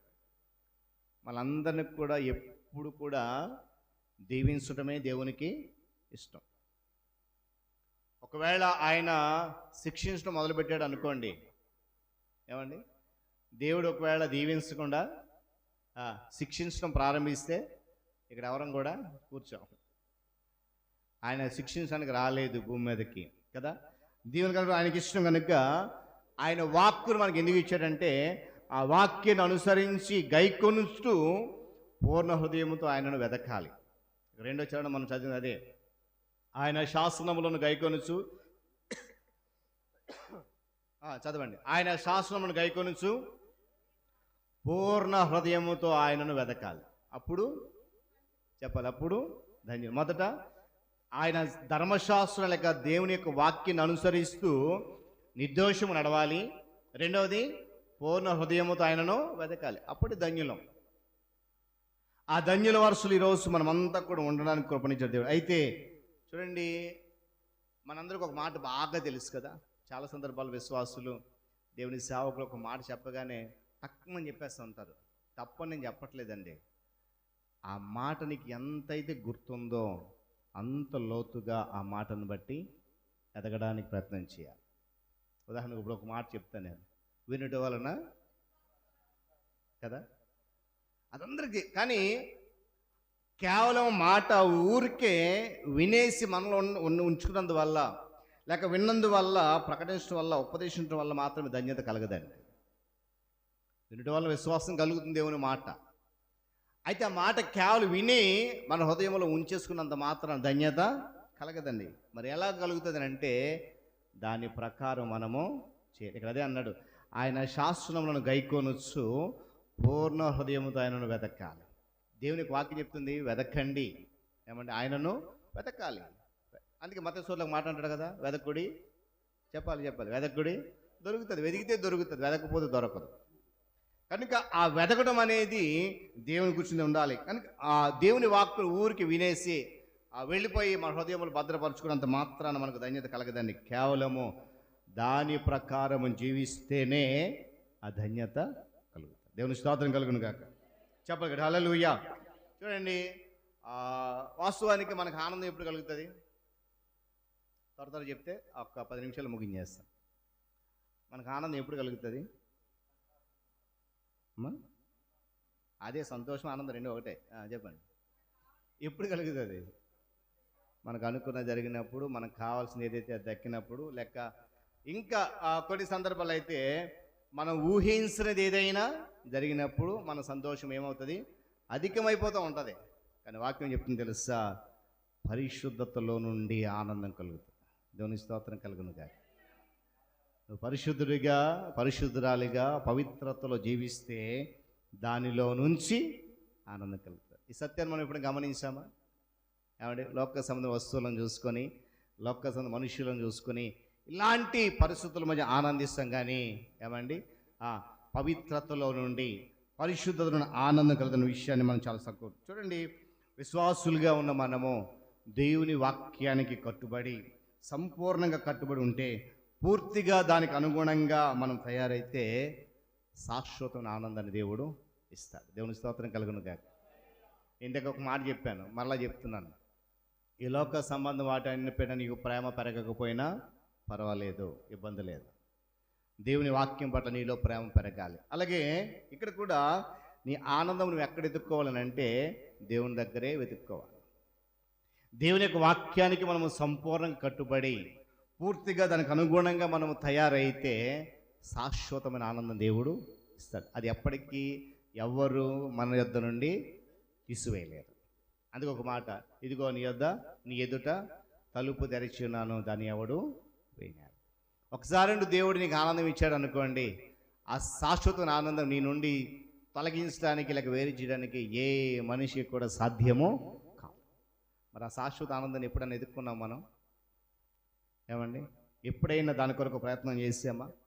మనుషులలో, వస్తువుల్లో, లోకములోనే ఆనందం వెతుకుంటున్నాం, కానీ దేవునిలో ఉన్నటువంటి శాశ్వత ఆనందాన్ని మనం చాలా తక్కువగా వెతుకుతాం. ఇక్కడ మాట అదే, పూర్ణ హృదయముతో ఆయనను వెతుకువారు ధన్యులు.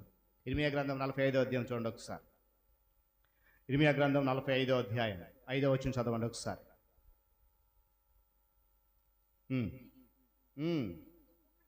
నీ నిమిత్తము నీవు గొప్ప వాటిని వెతుకుతున్నావా?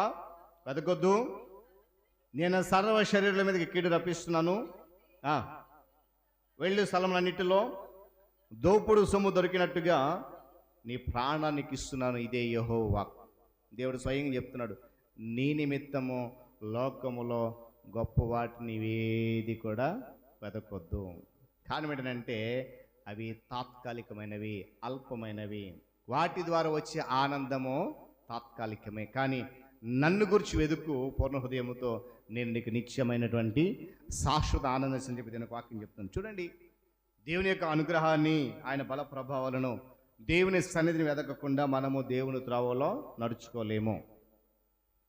ఒక మాట చెప్పాను నేను హెబ్రీ పత్రికలో, పాపం వలన కలుగు భ్రమ చేత మనం చాలామంది నాలో ఎటువంటి పాపం లేదు అని చెప్తూ, నేను దేవుని అనుగ్రహాన్ని పొందుకుంటున్నాను, దేవుని బల ప్రభావం పొందుకుంటున్నాను, దేవుని సన్నిధిని అంటిపెట్టు ఉన్నానటువంటి భ్రమలో బ్రతుకుతున్న చాలామంది.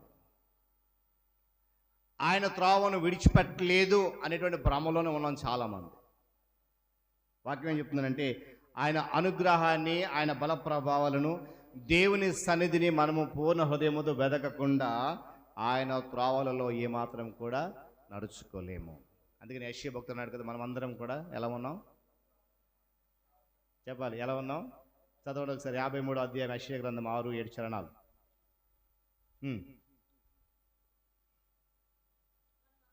మనమందరము గొర్రెల వలె త్రోవ తప్పిపోయాం, మనలో ప్రతివాడు తనకిష్టమైన త్రోవకు తొలగిను, యెహోవా మనందరి దోషము అతని మీద మోపాను. ఏమండి, చేసింది పొరపాటు మనం కదా, దారి తొలగిపోయింది మనము, మనకిష్టమైనటువంటి రీతిని జీవించింది మనం, కానీ మనకు పడాల్సిన శిక్ష ఆయనకు పడింది. నేను ప్రాణం అదే చెప్పాను, దేవుడు స్వయంగా భూమి మీదకి వచ్చి మనిషిని చూస్తే, లేక మనిషి దేవుని చూస్తే తట్టుకోలేడు కనుక దేవుడు తన వాక్కుగా ఉన్నటువంటి క్రీస్తును మన మధ్యకు శరీరధారిగా పంపించాడు. ఆయన భూమి మీదకి వచ్చినప్పుడు పాపములో జీవిస్తూ ఇష్టమైన త్రోవకు తొలగి, ఏమండి, ఇష్టానుసారంగా జీవించే వారందరూ దోషభరితులు ఉన్నటువంటి వారు కనుక అక్కడ అంటాడు యెషయా, దోషభరితమైన ప్రజలారా మీకు శ్రమ అంటాడు. ఆ శ్రమ నుండి తప్పించడానికే ఆయన సిలువలో ఒక మాటను చూడండి, మనందరి దోషాన్ని ఆయన మీద వేశాడు. దేవుని స్తోత్రం కలుగును గాక. కనుక ఆయన త్రోవలో నడవాలంటే ఆయన బలము, ఆయన సన్నిధిని మనం ఖచ్చితంగా వెతకాలి. వాస్తవంగా ఆయనను మనం ఎంత ఎక్కువగా వెదిగితే అంత ఎక్కువగా ఆయన అనుభవంలోనికి వస్తాం. జాగ్రత్తగా గమనించాలి. అదే యెషయా గ్రంథంలో ఒక మాటను చూడండి. అదే యెషయా గ్రంథంలో 53వ అధ్యాయంలో 10-11 వచనం అనుకున్న భవిష్యత్తు చూడండి. 11 చదవండి. వేదన చూసి తృప్తి నొందును, నీతిమంతుడు నా సేవకుడు జనుల దోషమును భరించి, ఇక్కడ గమనించాలి ఈ మాట, తనకున్న అనుభవ జ్ఞానము చేత అనేకులను నిర్దోషులుగా. ఎవరు అనేకులు? చాలామంది ఉన్నారు లోకంలో, కానీ వారిలో ప్రస్తుతానికి మనందరినీ కూడా ఏం చేశాడు ఆయన? దేని చేత? అక్కడ చూడండి, దేని చేత? తనకున్న అనుభవ జ్ఞానము చేత మనలను నిర్దోషులుగా చేశాడు. ఆ నిర్దోషత్వమే మనం ఇప్పుడు ఎక్కడ కూర్చోబెట్టింది? ధన్యుల వరుసలో కూర్చోబెట్టింది. దేవుని స్తోత్రం కలుగును కాక. ఏమండి, మనం ఆయన ఎంత ఎక్కువగా వెతికితే అంత ఎక్కువగా ఆయన మన అనుభవంలోనికి వస్తాడు. అంత ఎక్కువగా ఆయనకు విధేయత చూపడం మనం నేర్చుకుంటాం కూడా. ఏమండి, ఎంత ఎక్కువగా దేవుని వెతికితే అంత ఎక్కువగా విధేయత చూపడం నేర్చుకుంటాం. ఎంత ఎక్కువగా ఆయన ప్రేమిస్తే అంత ఎక్కువగా ఆయన మనను కరుణిస్తాడు. అంత ఎక్కువగా ధన్యులమవుతాం కూడా. విశ్వాసులుగా మనం ఎప్పుడు కూడా దేవుని వెతుకుతూ కనుగొంటూ ఉండాలట. మొదటి దినవృత్తాంత గ్రంథం చూడండి ఒకసారి, 16వ అధ్యాయం 11వ వచనం చదువుదాం. విశ్వాసులుగా ఉన్న మనం ఎప్పుడు కూడా దేవుని వెతుకుతూ ఏమండి కనుగొంటూ ఉండాలంట, కనిపెట్టుకుంటూ. 16వ అధ్యాయం 11వ వచనం. యెహోవాను ఆశ్రయించుడి, ఆయన బలము ఆశ్రయించుడి, ఆయన సన్నిధిని నిత్యం వెతకాలి. నిత్యము వెతకాలి. వెతకడం పని. ఏమండి, కీర్తనకారుడు మరి సామెతల గ్రంథంలో జ్ఞాన సులభం అంటాడు, వెండిని వెతకినట్లుగా దాన్ని వెతకండి అంటాడు. దాసపడిన ధనమును వెతికినట్లు వెతకండి అంటాడు. చదవండి ఒకసారి ఆ మాటలు కూడా, త్వరగా ముందుకు వెళ్ళిపోదాం. 2వ అధ్యాయం 2వ వచనం. జ్ఞానమునకు నీ చెవియొగ్గి హృదయపూర్వకంగా వివేచన అభ్యసించిన ఎడలా వివేచనకై మనం చేసిన ఎడలా, చూడండి ఇక్కడ, వెండిని వెతికినట్లు దానిని వెతికిన ఎడలా, దాసబడిన ధనమును వెతికినట్లు దాన్ని వెతికిన ఎడలా ఏం చేస్తామంట? యెహోవా యందు భయభక్తులు కలిగినట్టు ఎలాగో గ్రహిస్తాం. దేవుని యొక్క వాక్యాన్ని ఎలా వెతకాలంట? వెండిని వెతికినట్టు వెతకాలి, దాచుబడి ధనం వెతికినట్లు వెతకాలి. అలా వెతికినప్పుడు మనకు వచ్చేటువంటి ఫలం ఏంటంటే ఆయన యందు భయభక్తులు కలిగినట్టు ఎలాగో గ్రహించగలుగుతాం. అలా గ్రహించగలిగి ఏమండి వాక్యాన్ని అనుసరిస్తూ నిర్దోషం నడిస్తే, పూర్ణ హృదయము దాన్ని అనుసరిస్తే మనము ధన్యులం. దేవుని స్తోత్రం కలుగును గాక. గట్టిగా హల్లెలూయా. ఏమండి, ఇలా వెతకడం అనేది హృదయపూర్వకంగా అంటే మనస్సారా అందులో ఉన్నటువంటి ప్రాముఖ్యత మనం అర్థం చేసుకోవాలి. దేవుని వెతికేటప్పుడు ఆ వెతికేటువంటి విధానంలో ఉన్న ప్రాముఖ్యత ఏంటో మనము అర్థం చేసుకుని దేవుని సన్నిధి కొరకు నిత్యము కూడా మనం ప్రాకులాడుతూ ఉండాలి. మత్తయి సువార్తలో 5వ అధ్యాయంలో చాలా ధన్యతలు ఉన్నాయి. ఏమండి, అవి మనందరికీ తెలుసు, కొంతమందికి తెలియకపోవచ్చు. అందులో ప్రతీది కూడా మనం ధన్యులుగా చేసేదే. అయితే ఆ ధన్యులుగా చేయాలంటే ఆ 5వ అధ్యాయం ఉన్నటువంటి ప్రతీది కూడా మనం ఏం చేయాలి? పాటించాలి. దేవుని స్తోత్రం కలుగును గాక. అనుసరించగలగాలి. ఏమండి, ఇక చూడండి, దేవుని మనము ఈ 119 సంకీర్తన మొదటి 2 చరణాల ప్రకారం మనము జీవించలేకపోతే, లేదా జీవించలేని వారు ఎవరైతే ఉన్నారో వారు దేవుని త్రోవలో నడుచుకోలేరు. కాబట్టి తప్పకుండా వారు పొరపాటు చేస్తూ నిజమైన ధన్యత ఏంటో దాన్ని ఏమాత్రం కూడా గుర్తించలేరు. నేను మళ్ళీ జ్ఞాపకం చేస్తాను, ఇక్కడ ఉన్న మనము ఈ 2 చరణాలు 119 సంకీర్తన మొదటి 2 చరణాలు కనుక దాని ప్రకారము జీవించకపోతే దేవుని త్రోవలో నడుచుకోలేము. తప్పకుండా పొరపాట్లు చేస్తాం. ఏమని చేస్తూ నిజమైన ధన్యత ఏంటి, ఎక్కడుంది, ఎలా పొందుకోవాలి దాన్ని మనం గుర్తించలేని పరిస్థితులు ఉంటాయి. కనుక దేవుని ఆదేశాలు కేవలము మనస్సు కోసం కాకుండా జీవితం మారడానికి ఇవ్వబడ్డాయి. గమనించాలి. దేవుని యొక్క వాక్యము దేని కొరకు ఇవ్వబడింది అంటే కేవలం మనసులో దాచుకోవడానికి మాత్రమే కాదు, మన జీవితము మారడానికి ఆ వాక్యం ఇవ్వబడింది. కనుక దేవుడు మనకు చెప్పిన దాన్ని చేయడానికి మనం ప్రయత్నం చేయకపోతే మన భక్తి, మన విశ్వాసము, మన క్రైస్తవ్యం అంతా కూడా శూన్యమే. దేవుడు ఏదైతే చెప్పాడో దాన్ని మనం ఖచ్చితంగా పాటించాలి. ఏమని? అల్పమైన వాటిని విడిచిపెట్టాలి. ఆధ్యాత్మికమైనటువంటి ప్రమాణాలు, అనుభవాలతో మనం తృప్తి చెందాలి. అలా చెందకపోతే ఏమంటే క్షణికమైన వాటి కొరకు, అల్పమైన వాటి వరకు ఆలోచన చేస్తూ ఉంటే ఆ ధన్యకరమైన జీవితాన్ని మనం పొందుకోలేము. దేవుడు ఎప్పుడు కూడా మనకి ఇవ్వాల్సినటువంటి ధన్యతలు చాలా ఉన్నాయి. ఒకసారి ఆ మత్తయి సువార్త 5వ అధ్యాయంలో ఒకసారి చూసి ప్రార్థన చేసుకుందాం. అక్కడ చూడండి, మనలో చాలా ప్రాముఖ్యమైన విషయాలు.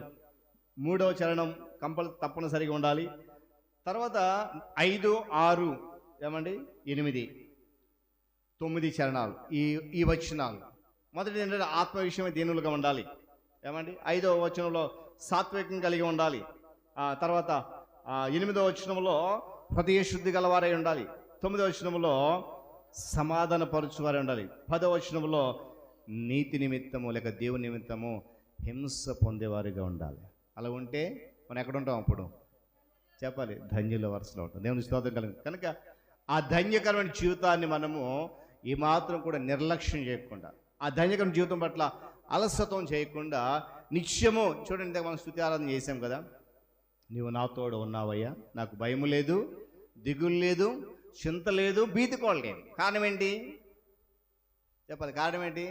ఆయన మనతో ఉన్నాడు కనుక. ఒకవేళ ఆయన మనతో లేకపోతే భయం ఉంటుంది, దిగులు, చింత, భీతి అన్నీ ఉంటాయి. ఏమంటే అందుకే ఒక మాట కీర్తనకారణంలో చూడండి 120 ఒకసారి చూద్దాం మాట చూసి 120 అక్కడ ఒక మాట ఉంటుంది. ఏంటంటే యెహోవా మనకు తోడై ఉండని ఎడల అనే మాట ఉన్నది. చూడండి, ఎవరైనా దయచేసి గమనించాలి. 124 సంకీర్తన 3వ చరణం. చూడండి, ఇదొక మన పాట పాడాం. నీవు నా తోడు ఉన్నావయ్యా, నాకు భయం లేదు, దిగులు లేదు, చింత లేదు, భీతి లేదు. ఒకవేళ దేవుడు మనకు తోడై ఉండకపోతే ఆ మాట చదవండి. యెహోవా మనకు తోడై ఉండని ఎడల వారు మనలను ప్రాణముతో మృంగేస్తారు. దేవుడు తోడై ఉండకపోతే, నడిపించకపోతే మన జీవితం అన్నీ కూడా ప్రమాదాలే. నిత్యము భయం వెంటాడుతూ ఉంటుంది, దిగులు వెంటాడుతూ ఉంటుంది, ఏమండి చింతలు వెంటాడుతూ ఉంటాయి, ఎప్పుడు కూడా భీతితోనే ఉంటాం. కానీ దేవుడు ఈరోజు వాక్యం ద్వారా నిన్ను నన్ను చెప్పి మాట ఏంటంటే, ఆయన వాక్యాన్ని అనుసరిస్తూ నిర్దోషంగా నడుచుకో. ఆయన శాసనాన్ని గైకుంటూ పూర్ణ హృదయంతో ఆయన వెదిగితే ఇవేమి నీ దగ్గరికి రాకుండా నువ్వు ఎక్కడ ఉంటావు? ధన్యుల వరుసలో ధన్యుడుగా, ధన్యురాలుగా ఉంటావు. కనుక ఇంకా మరలా మాట చదువుతున్నాను.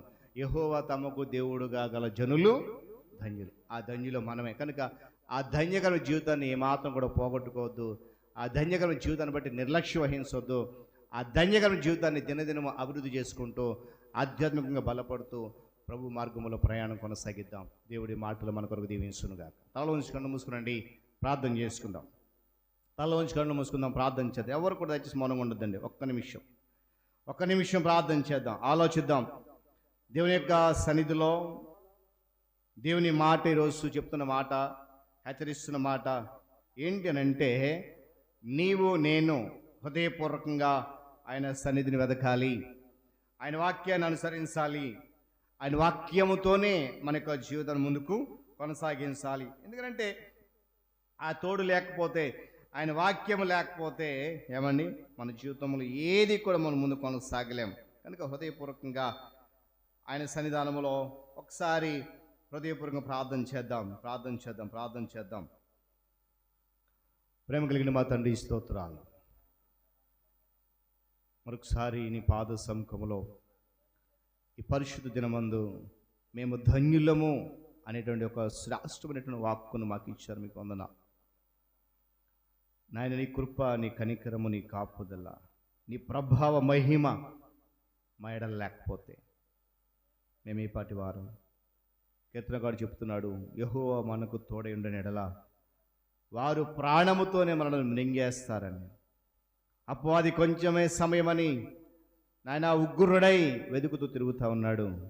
మేమైతే ధన్యులుగా నీ సన్నిధిలో ఉన్నాం. అయితే ఒకవేళ ఆ ధన్యకరమైన జీవితాన్ని కొనసాగించలేక పొరపాట్లు చేస్తూ త్వర తప్పిపోతూ ఒకవేళ నీకు దూరంగా జీవిస్తున్నామేమో, అందుకే మరలా ఈ దినాన మాకు నీ వాక్యము చేత హెచ్చరికలు జారీ చేసినందుకు స్తోత్రాలు.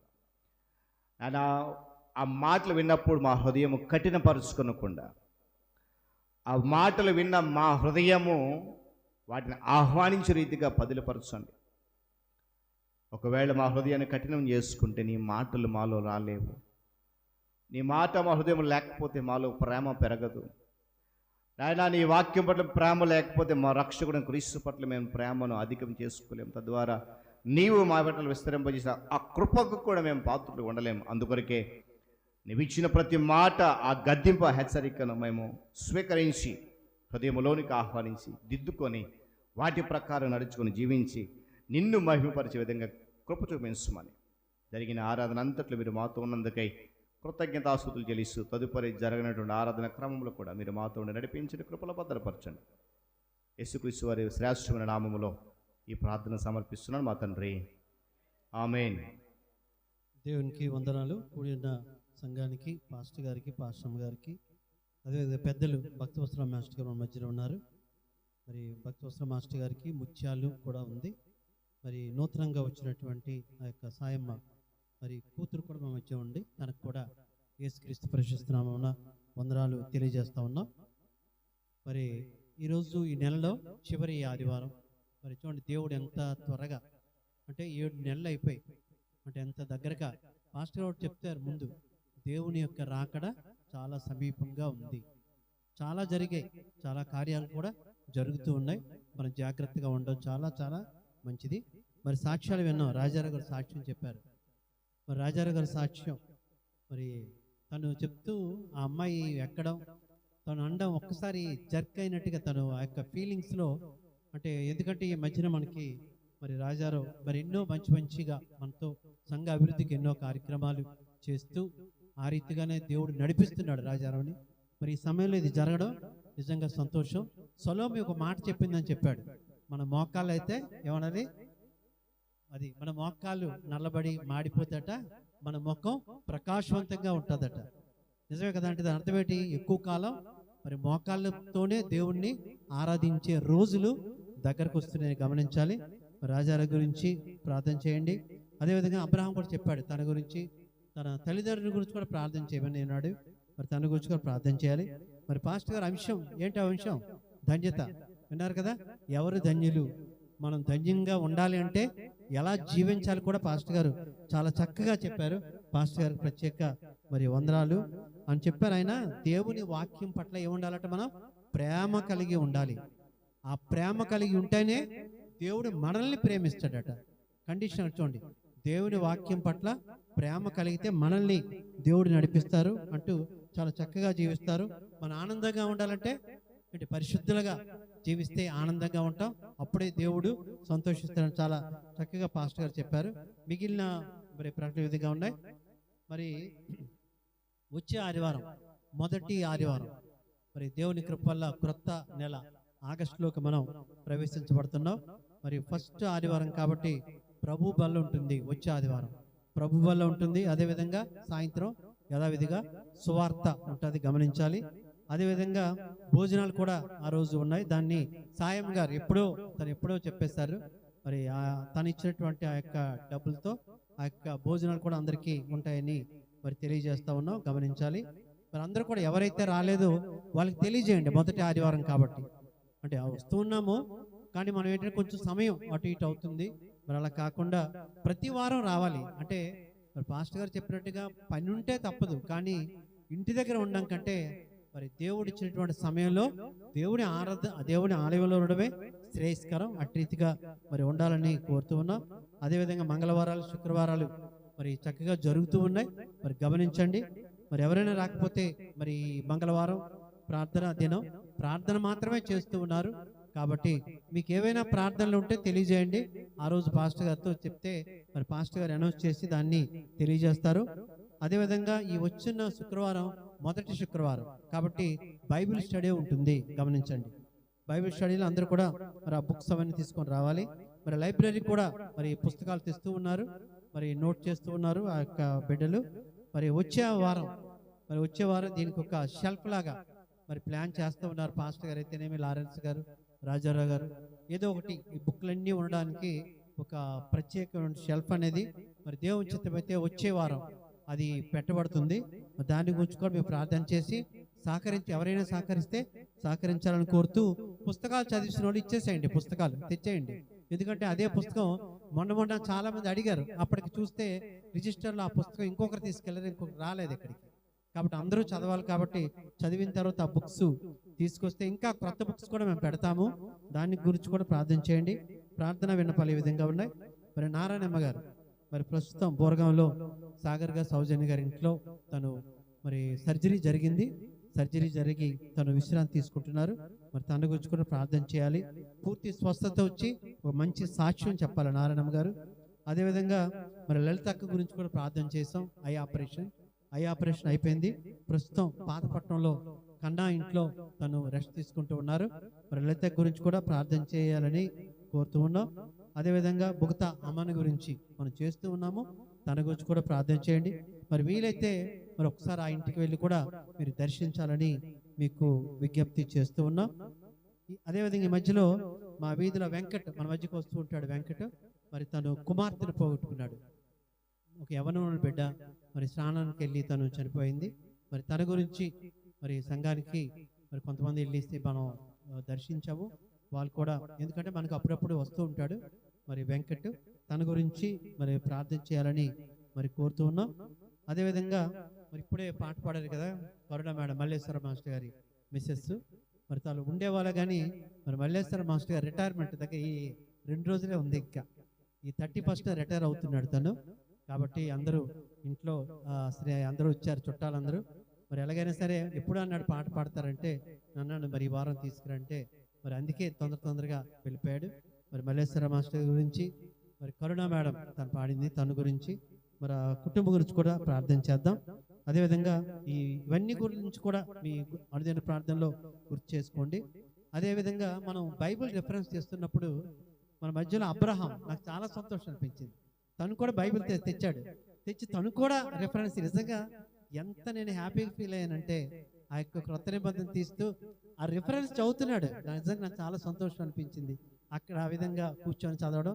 నిజంగా అబ్రహాం గురించి ప్రార్థన చేయాలని కోరుతూ ఈ సమయంలో మరి 2 విషయాలు పాస్టర్ గారు ప్రార్థన చేస్తారు. అయిన తర్వాత సాయం కూతురు గురించి మనం తెలుసుకొని మనం ప్రేయర్ రిక్వెస్ట్లో రాస్తాం మీ గురించి ఖచ్చితంగా జరగాలి. మరి తల్లిగారు ఎంతగా మీ గురించి ఆశపడుతూ ఉన్నారో, ఏదైతే మీరు కావాలనుకున్నారో తప్పక ఈ సంఘం ద్వారా మరి అది దేవుడు జరిగిస్తాడు. నమ్మకంతో ఉండండి. ఆ ప్రార్థన రిక్వెస్ట్లో కూడా మీకు పెట్టాము. ఇక్కడే కాకుండా మా గృహాలలో కూడా మీ గురించి ప్రార్థన చేస్తున్నాం. కూర్చోండి. మరి సాయం కూతురు గురించి, మల్లేశ్వర మాస్టర్ గారి రిటైర్మెంట్ గురించి పాస్టర్ గారు ప్రార్థనలో చేస్తారు. ప్రార్థన చేద్దాం. మరి సంఘ అధ్యక్షులు ప్రియులు మరలి మాస్టర్ చెప్పినట్లుగా సాయం గారు కుమార్తె కొరకు, మల్లేశ్వర మాస్టర్ గారి రిటైర్మెంట్ కొరకు ప్రత్యేక ప్రార్థన అనంతరం అందరం లేచి నిలబడి ముగింపు ప్రార్థన, ప్రార్థన ఆశీర్వాదంతో ఆరాధన ముగించుకుంటాం.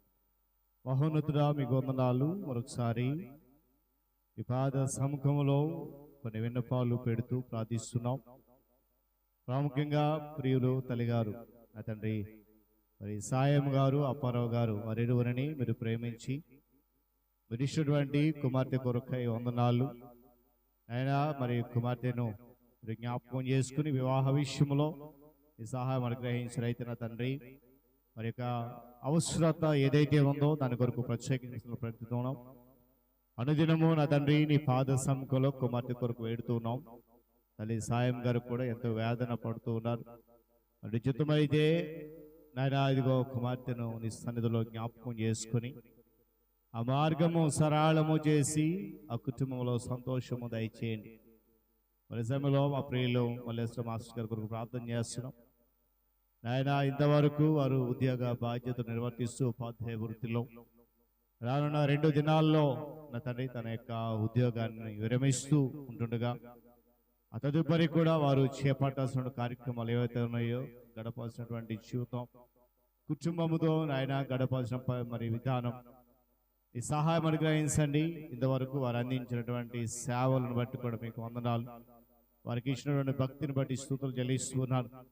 రిటైర్మెంట్ విషయంలో నీ కాపులు దయచేయండి. ఎలాంటి అవకత జరగకుండా సంతోషంగా కుటుంబంతో తోటి ఉపాధ్యాయులతో కలిసి ఆనంద సమయాన్ని వారు ఆస్వాదించిన కృపను గ్రహించమని మరి వారి ఊరిని ఆ కుటుంబాన్ని మీ చేతిలో పెడుతూ మరొకసారి సాయం గారి కుటుంబాన్ని మీ చేతులు పెడుతూ వారి 2 కుటుంబాలను కూడా ఈ బలమైన హస్తము జడ దాచి దీవించి ఆశీర్వదించమని యేసు నామములో ప్రార్థన అడుగుతున్నాను మా తండ్రి, ఆమేన్. అందరూ లేచి నిలబడదాం, ముగింపు ప్రార్థన చేసుకుందాం. మరి మన మధ్యలో ప్రియులు తండ్రి గారు కేజే భక్తవత్సంగా ఉండడం సంతోషం. వారు ముందుకు వస్తారు, మనలను ముగింపు ప్రార్థనలో నడిపిస్తారు. పరిశుద్ధులు అయిన మా పరలోకపు తండ్రి, పరమందును హేమందును నిత్యము దోస్తల చేత సకల భక్తుల చేత పూజింపబడుతూ ఉన్న మా దేవ, మేము ఈ భూమిపై ఇచ్చిన మందిరములో ఇచ్చిన గ్రామములో మేము ఉంటూ మా ప్రభు నేను జ్ఞాపకం చేసుకొని నీ మందిరంలో అడుగుపెట్టి మా ప్రభు నీ తలంపులు, నీ వాక్యములు, నీ స్తుతి ఆరాధనలు సమస్త విషయములో సంఘంలో నడిపిస్తూ ఉన్నావు, నీకు వందనాలు స్తోత్రాలు. దగ్గర మా స్వామి ఎవరెవరైతే ఏ యొక్క అభ్యర్థనతో నీ మందిరానికి వచ్చి ఉన్నారో ఈ ఆలోచనల చేత మా ప్రభా ప్రతి వారి ఆలోచనలను నెరవేర్చి ఆశ్చర్యకరముగా నీ కార్యములు జరిగించమని ప్రార్థన చేస్తున్నాం. నీ ఆత్మను పంపించి మా ప్రభా లేవలేనటువంటి వారికి, దుఃఖపడుతూ ఉన్న వారికి, అనేకమైనటువంటి శ్రమలు ఇబ్బందులు ఉన్న నీ మందికి వచ్చినటువంటి వారిని నువ్వు జ్ఞాపకం చేసుకొని వారి పక్షముగా నువ్వు వ్యాజ్యమాడి ప్రతి విషయాన్ని నువ్వు జోక్యము చేసుకుంటూ శాంతిని, నెమ్మదిని, ఆనందమును కలుగు చేస్తూ ఉన్న విధానాన్ని బట్టి నీకు స్తోత్రాలు. దయగల మా ప్రభా మా యొక్క గృహాలలో నీ నామము పెట్టబడిన నీ సంఘములలో మంచి గృహ నిర్వాహకులుగా ఉండి బల నమ్మకమైన మంచి దాసులుగా ఉండడానికి కృప చూపిస్తూ ఉన్నావు, నీకు వందనాలు స్తోత్రాలు. అలాగనే ప్రతి వారి తలంపులు ఏమన్నదో మాకు తెలియదు, కానీ యేసు నామమున మేము అడుగుతూ ఉన్నప్పుడు సమస్తమును సాధ్యపరుస్తూ ఉన్నావు, నీకు వందనాలు స్తోత్రాలు. ప్రత్యేకముగా ఇంతవరకు మాతో ఉన్న దేవానికి స్తోత్రాలు. మరలా వచ్చేటువంటి పరిశుద్ధ జన్మ వరకు నీ సన్నిధి మాతో ఉంటుంది. మంగళవారం, శుక్రవారం జరగబోయే కార్యక్రమాల్లో కూడా నీ ఆత్మ కార్యములు జరిగించి నీవు మహిమ పొందమని ప్రార్థన చేస్తున్నాం దేవానికి స్తోత్రాలు. దగ్గర మా స్వామి వెలకొడి మీకు దొరుకుని సెలవిచ్చిన మా దేవ, మేము అనేక విషయాలు లోక సంబంధముగా వెతుకుతూ ఉన్నాము, కానీ ఆత్మ సంబంధముగా వెతకలేనటువంటి దుస్తులముగా, దౌర్భాగ్యముగా ఉన్న మమ్మలను క్షమించి మాలో ఉన్న వెనుకబాటుతనాన్ని తీసివేసి ఆయన జ్యోతుల వలె మమ్మల్ని వెలిగించి అనేక మందికి నీ రక్షణ సువార్తను ప్రకటించే బిడ్డలుగా చేయమని ప్రార్థన చేస్తున్నాం. అలాగే ఈ సాయంకాల సమయంలో కూడా నీ సువార్తను ప్రకటించాలని ఆశ కలిగినటువంటి బిడ్డలకు, పాటలు పాడాలనుకున్న బిడ్డలకు, సహకరించే బిడ్డలకు, పరిచర్య చేస్తున్న బిడ్డలకు, ప్రతి వారితో కూడా నీవు మాట్లాడి మా ప్రభు నీ యొక్క చక్కనైనటువంటి స్వరాలను వారికి అనుగ్రహించి జ్ఞానం దయచేసి అనేక మందికి నీ మాటలను వినిపించగలిగే శక్తిని, అనేకులను ఆకర్షించగలిగే శక్తిని ప్రసాదించమని ప్రార్థన చేస్తున్నాం. కృపగల మా దేవ, సహకరిస్తూ ఉన్న ప్రతి వారిని బట్టి నీకు వందనాలు స్తోత్రాలు. ఈ రీతిగా నీ నామమున ఎక్కడెక్కడైతే ప్రార్థనలు జరుగుతూ ఉన్నాయో సమస్త జనుల మధ్య నీ గొప్ప కార్యములు జరిపించి మహిమ పొందమని ప్రార్థిస్తూ ఉన్నాం. మరి యొక్క పర్యాయము మేము కలుసుకునేటంత వరకు నీ సన్నిధి మాకు తోడుగా ఉంచి మా ప్రతి పాపమును కడిగి శుద్ధీకరించి పవిత్రులుగా చేసి నాయన నీ నిత్య రాజ్యములో ప్రవేశించినంత వరకు నాయన మేము నీతిగా, న్యాయముగా ఉండడానికి కృప చూపించమని, మాకు నేర్పించమని యేసు నామమున ప్రార్థించి వేడుకుంటూ ఉన్నాం తండ్రి. ఆమేన్. ఆమేన్. పరలోకమందున్న మా తండ్రి, నీ నామము పరిశుద్ధపరచబడును గాక, నీ రాజ్యం వచ్చును గాక, నిశ్చితము పరలోకమందు నెరవేర్చినట్లు భూమి యందు నెరవేరును గాక. మాకు కావాల్సిన ఆహారం నేడు మాకు దయచేయము, మరణస్తులను మేము క్షమించిన ప్రకారం మరణము క్షమించు, మా శోధన తెక్క దుష్టులను తప్పించు. ఎందుకంటే రాజ్యము, బలము, మహిమ నిరంతరము నీవైనవి మా తండ్రి. ఆమేన్. పరమధన్యైన దేవుని ప్రేమ, లోకరక్షకుడైన యేసుక్రీస్తు వారి యొక్క కృప, పరిశుద్ధాత్మ దేవుని సహవాసము, ఆయన సన్నిధి కాపుదల నిత్యము ఆయనను ప్రేమించే మనందరికీ, మన కుటుంబాలకు, సంఘానికి, సకల పరిశుద్ధులకు సదాకాలము తోడుగా ఉండి నడిపించును గాక. ఆమేన్.